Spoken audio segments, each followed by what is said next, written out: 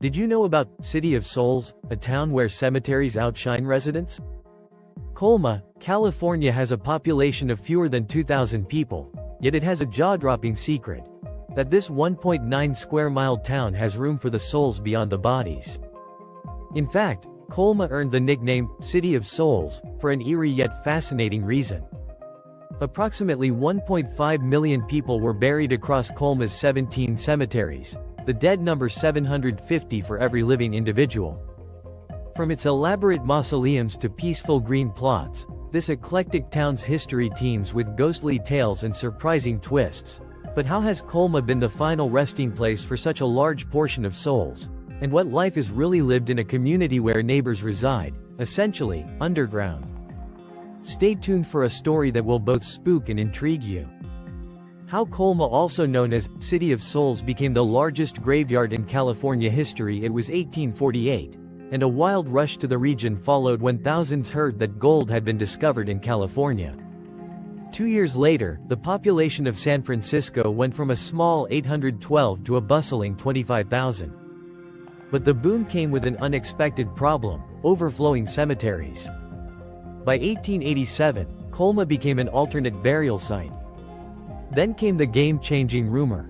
Living near cemeteries were thought to spread disease. This was a somewhat unsettling belief, and San Francisco authorities outlawed further burials within city limits in 1914. They even decided to exhume graves from existing cemeteries to make room for urban development. So Colma became a final resting ground for countless souls relocated, thereby becoming a town famously known as the City of Souls, where the dead outnumber the living 10 to 1. Colma, a place where 1.5 million rest in peace, and 1,800 live quietly. Colma, California, is called the City of Souls for a very peculiar reason. It has more than 1.5 million buried bodies, yet only about 1,800 living residents.